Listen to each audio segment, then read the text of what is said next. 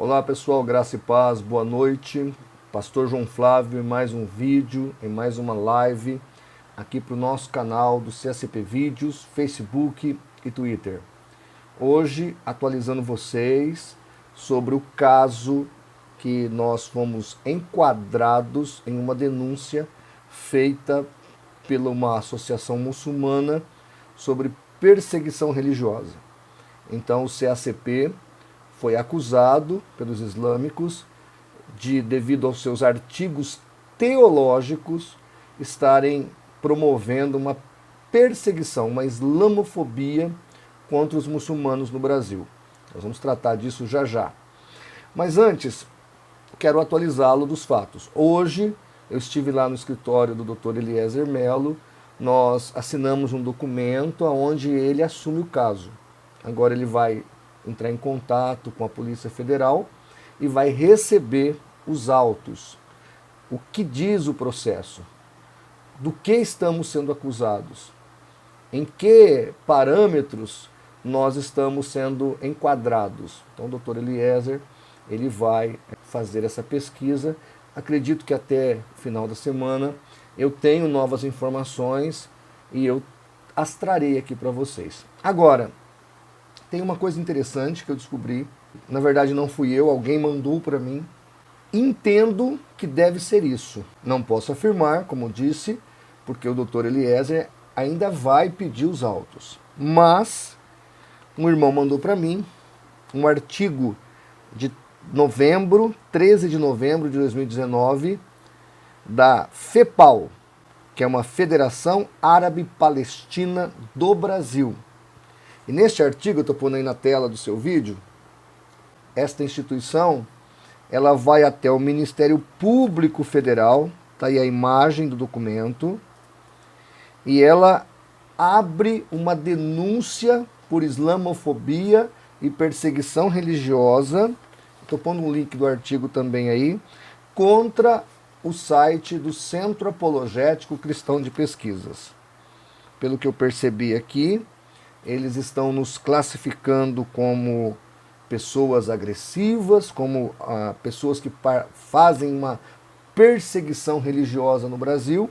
E não só nós, esse artigo está dizendo, da própria instituição, que eles estão denunciando vários sites que falam contra o islamismo. Está aí a foto do presidente Walid Rabban entregando a denúncia na Ordem dos Advogados do Brasil, seção Rio Grande do Sul. Está aí a imagem. Então, esse artigo é de novembro e, a nosso ver, nós ainda não temos os autos, é bem provável que seja este caso. E o engraçado é que nós temos mais de 400 artigos falando sobre o islamismo lá no CACP. E ele cita 2 artigos apenas. Bom, que bom, né? De 400 artigos escritos, 300, 400 artigos, então só 2 estão tecnicamente praticando um ato de perseguição contra eles. Os 2 artigos são os 20 mandamentos mortais do islamismo, e o autor do artigo faz uma interpretação com textos alcorânicos, e eles então entendem que esse artigo, segundo está aqui, é fraudulento e islamofóbico. É o que está escrito aqui. O outro artigo é a imoralidade e crueldade de Maomé, que é um artigo de um pastor amigo nosso, que ele ouviu um documentário norte-americano, ele traduziu, tem o nome do título, mandou para nós e nós publicamos. Eu digo para vocês que eu li os 2 artigos e eu entendo, eu tenho provas aqui documentais de que os 2 artigos são verdadeiros. São verdadeiros. Agora, eu já passei por várias circunstâncias desse tipo. Em primeiro lugar, a FEPAL, aqui, essa Federação Árabe, ela deveria notificar os autores do artigo. Está lá o link, fonte. Um é um vídeo do YouTube que foi transliterado dos Estados Unidos, aliás, traduzido dos Estados Unidos. Então é lá, não é com a gente que ele tem que se resolver. E o outro é de um site muito bacana, que inclusive eu indico para vocês aqui, aproveitando fazer uma propaganda desse site. Está aí na tela do seu vídeo. É um site que fala sobre problemas do Islã. Que o Islã é problemático, que o Islã traz sobre a sociedade que ele está inserido questões que não são boas para a sociedade. E a capa do site diz assim: não queremos lei islâmica Sharia no Brasil. Então está aí o site. O artigo 20, Mandamentos de Morte, foi tirado desse site, que eu endosso o artigo, porque o artigo é uma visão teológica do Alcorão, que esse autor fez, e eu entendo que quase 100% ali você encontra dentro do próprio Alcorão. Então, eu quero mostrar o artigo para vocês. Esse aqui é o artigo, ó. Tá vendo aí? 20 mandamentos mortais do islamismo. Nesse artigo, nós vamos encontrar coisas básicas, que todo mundo sabe que o Islã realmente ele está inserido nessa realidade. Por exemplo, que o muçulmano pode se casar e violar meninas na pré-puberdade.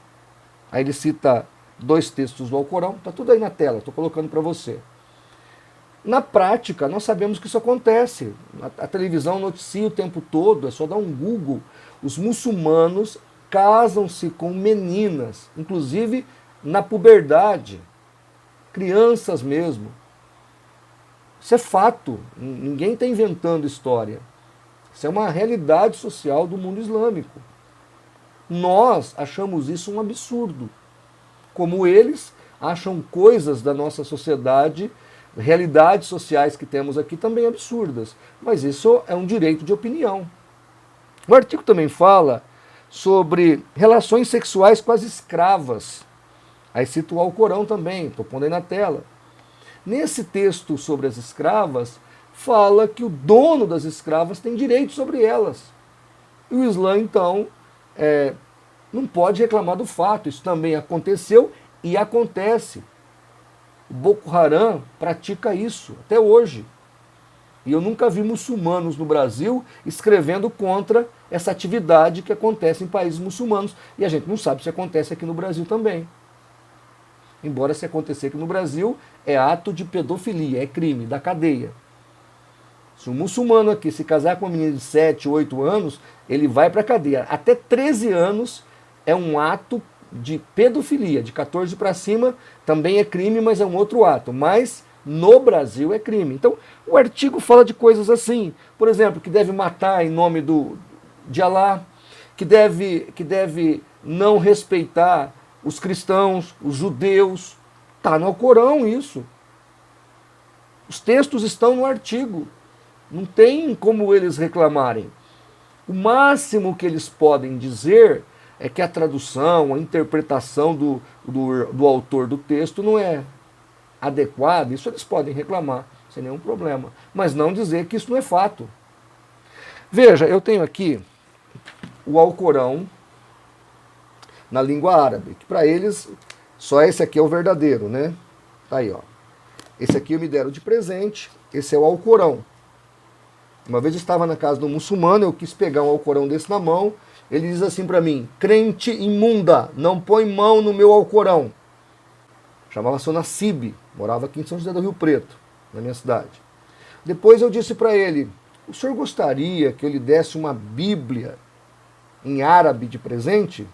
Ele olhou para mim com muita tranquilidade e disse assim para mim: ó, muito obrigada.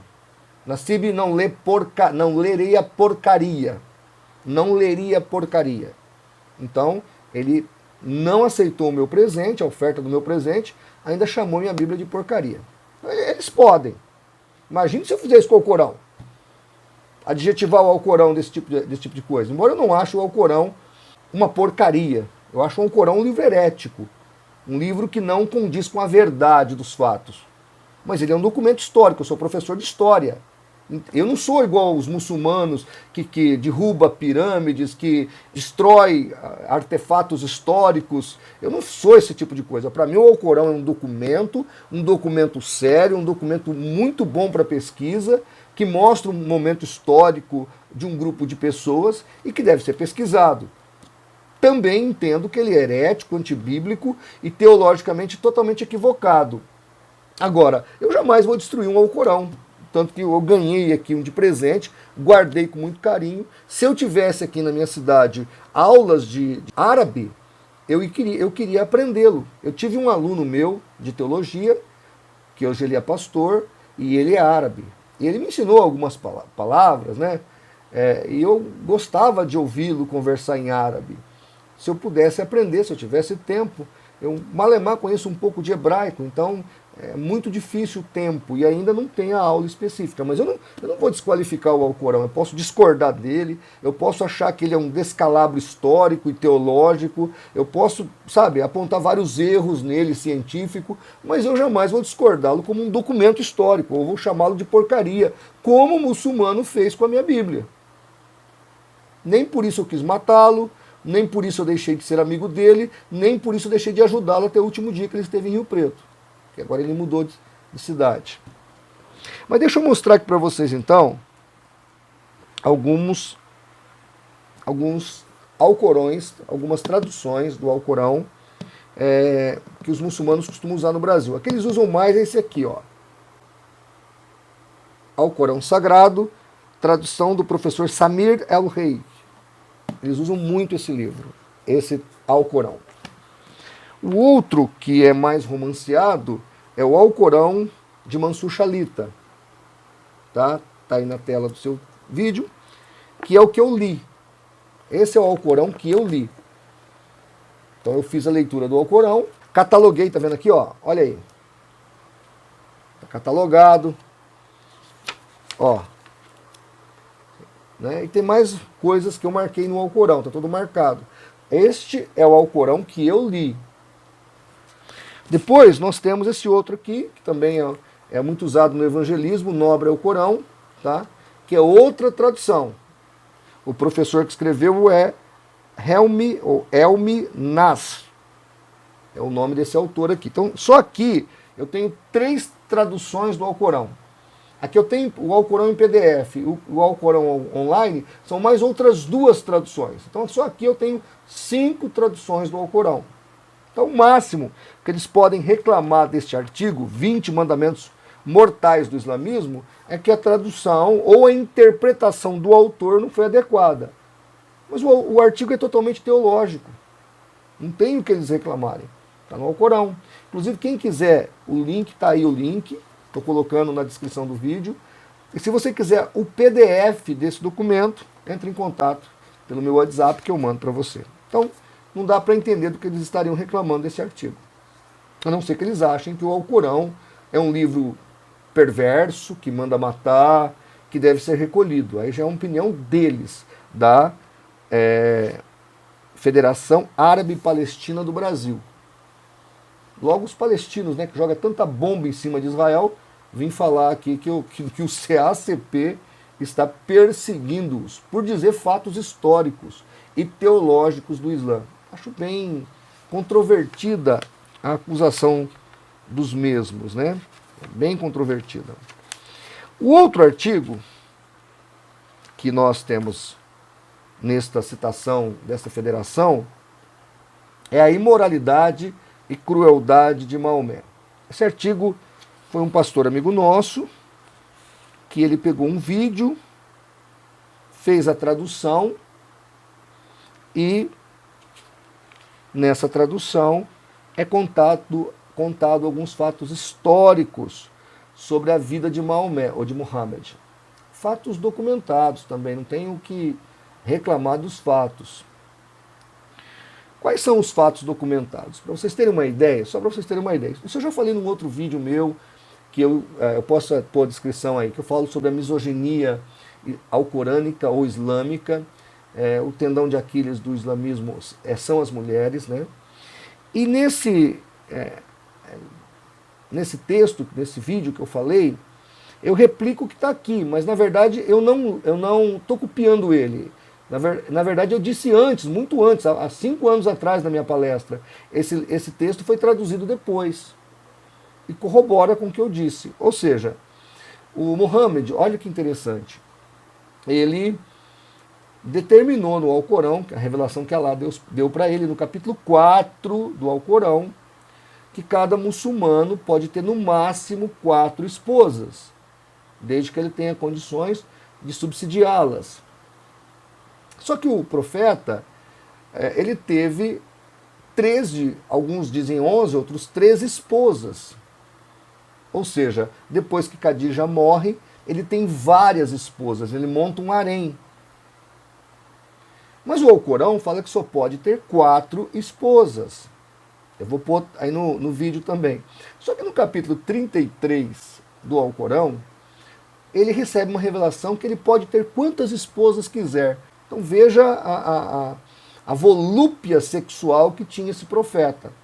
Uma outra coisa interessante, que também está documentado em livros históricos, e o autor aqui reproduz, é o fato de Muhammad se apaixonar pela mulher do filho adotivo dele.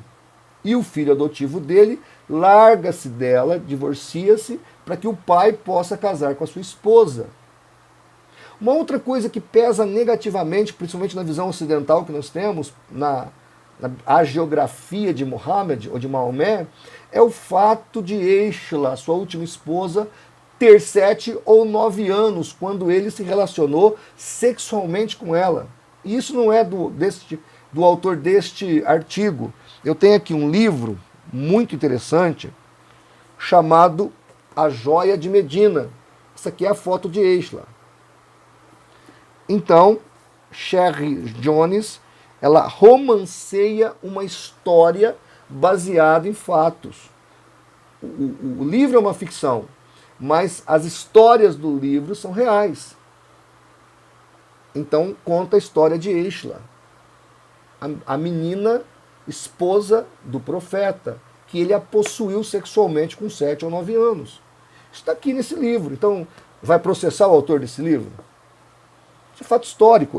Olha esse outro livro aqui, que eu acho muito interessante. É um livro que eu adquiri essa coleção, porque eu sou professor de história, A Expansão Muçulmana. Eu cataloguei esse livro também, várias questões sobre Muhammad. Aqui é dito que ele assaltava caravanas, que ele ficou rico assaltando caravanas. Aqui fala das esposas dele. Aqui fala que ele tinha ataques epiléticos, né? Que ele vivia com problemas mentais, que ele provavelmente tinha doenças mentais. Está aqui nesse livro, não é invenção nossa. Então o que eu quero que você entenda, que em nenhum momento nós deixamos de falar a verdade. E tudo que nós temos ali no site, se você assistir o telejornal quando fala de islamismo, ou qualquer documentário que trata do assunto, esta é a realidade. E se você quiser saber mais coisas, eu vou fazer uma indicação aqui agora, aproveitar que desse limão azedo que nos foi imposto, né? Porque apelar para uma denúncia de perseguição religiosa, de islamofobia, porque nós estamos falando a verdade dos fatos, todo mundo vê o que os muçulmanos fazem no mundo. Olha o que foi feito à revista francesa lá. Eles invadiram a revista francesa, mataram aqueles escritores chargistas. O outro chargista da Dinamarca foi perseguido, parece que um foi morto. A Yersi Ali, para quem não sabe o que é, já vou falar dela. Yersi Ali, ela é uma somália, ela saiu da Somália, fugiu para a Holanda, e ela fez um vídeo falando do sofrimento da mulher islâmica. O editor do vídeo foi degolado na Holanda por um refugiado islâmico. E cravado no peito dele estava escrito para uma carta a Yersi Ali: você é a próxima. Em nome de Allah você será morta. Ela fugiu para os Estados Unidos, ela está lá até hoje. Então, se você quiser saber maiores informações, inclusive deixar isso bem claro, Yersi Ali, ela não é evangélica, ela é ateia. Inclusive, ela esteve numa reunião com Richard Dawkins e outros ateus norte-americanos, e ela apontou o dedo para eles e os chamou de covardes, Porque os ateus ocidentais criticam muito o cristianismo, mas não têm culhões para criticar o islamismo, que é uma religião extremamente cruel. E isso não é novidade para todo mundo que está me assistindo, as pessoas sabem dos fatos. Mas olha, deixa eu indicar alguns livros. Esse é um dos livros best-seller dela, essa é a Yersi Ali, Infiel. Gente, que obra que é este livro aqui. Se você quer conhecer o que é estar sob a mão do Islã, o que é viver uma realidade muçulmana, inclusive ela fala da África, da Somália, e ela fala da Arábia Saudita, que ela morou um pouco na Arábia Saudita. Só para você ter uma ideia, não muçulmano não entra na Arábia Saudita, a não ser que for para trabalhar. E lá não pode ter outra religião, não pode ter uma igreja. Eu ouvi dizer que alguns países, como a Polônia, está praticando a lei da reciprocidade. Tipo, vai ter mesquita aqui o dia que tiver igreja lá na Arábia Saudita. Eu acho ótimo isso. Devia ter essa lei da reciprocidade aqui no Brasil também. Tudo bem, muçulmanos, vocês vão ter mesquitas aqui quando poder ter igreja lá na Arábia Saudita. Lá em Roma tem mesquita e não pode ter mesquita, a igreja lá na Arábia Saudita. Sabe, a gente tem que mostrar os fatos para as pessoas. E a Yersi Ali está fazendo esse trabalho. É uma das 100 pessoas mais importantes do mundo. O outro livro dela é Nômade. Aqui conta a história dela, a transição, ela saindo da Somália, Arábia Saudita, e depois passando para a Holanda e Estados Unidos, mostrando o sofrimento de uma ex-muçulmana que quer ajudar as pessoas enredadas pelo engodo islâmico. Depois tem a Herege, aqui ela conta a história do documentário, do vídeo que ela fez, da morte do Theo, o seu produtor, chamava Theo, e ele é morto, deixa eu ver. Ela fala aqui do Charlie Hebdo, lá da França, né, daquele caso, mas ela não fala o nome do produtor, mas ela conta aqui a história do seu produtor que foi executado, degolado, cortaram a cabeça dele e cravaram com 2 adagas uma carta de ameaças a ela. E esse aqui, se você puder adquirir, gente, A Virgem na Jaula, a história do sofrimento das mulheres muçulmanas hoje no mundo. E ela conta que, apesar de não ser alcorânico, não está no Alcorão, a tradição islâmica da Sharia está implantada em vários países ocidentais, inclusive, a incisão ou a circuncisão do clitóris feminino. Aquela modelo famosa, Noemi Campbell, né? Acho que é assim que fala o nome dela, ela é operada. Eles dizem que a mulher não pode ter prazer, então eles cortam o clitóris da mulher, e ela fala que isso aqui está acontecendo nos Estados Unidos, está acontecendo na Holanda, nas Américas. É gravíssimo isso.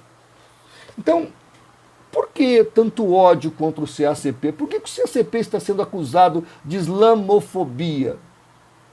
Por causa disso, porque nós mostramos para o povo brasileiro o perigo que é o Islã. Ele é um perigo. Onde ele chega e domina, ele destrói a sociedade. E as pessoas que vivem em países muçulmanos estão fugindo para o Ocidente porque elas são perseguidas, destruídas. Mas quando elas chegam, elas não querem deixar a sua religião. E até a Yersi Ali fala uma coisa interessante, que elas precisam entender que se querem viver na nossa sociedade, tem que viver pelos nossos valores. Mas vem, traz os seus guetos para dentro da nossa sociedade. Olha a França, gente. A França está um caos.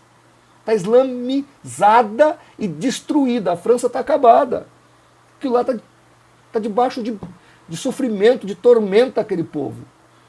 Porque entraram para o ateísmo, depois acabaram voltando para a fé, mas voltaram para uma fé islâmica. E está lá as tragédias que nós estamos vendo aí pelos noticiários, jornais e revistas. Então, a Yersi Ali comenta tudo isso nesse livro, e a mulher é o grande tendão de Aquiles do islamismo. É o grande tendão de Aquiles. Muito me admira mulheres ocidentais se dizerem muçulmanas. É só ler o Alcorão. Eu até coloco no meu vídeo lá que o profeta teve uma visão do céu e viu muitos pobres, muita gente penitente nos céus. Mas quando ele olha para o inferno, ele vê muitas mulheres. O Islã é exógeno. Eu já falei isso, estou repetindo. E tudo que eu estou falando aqui, não tenho problema de sentar com quem quer que seja um juiz, seja um promotor, seja um advogado, seja um muçulmano, eu mostro para ele. E ele sabe que é verdade. Eu já discuti com outros muçulmanos, eles sabem que é fato isso que eu estou dizendo. Tá certo? Agora, eu não posso ser rechaçado dentro do meu país por dizer fatos documentados e que todo mundo sabe. E eu não estou aqui zombando da religião de ninguém.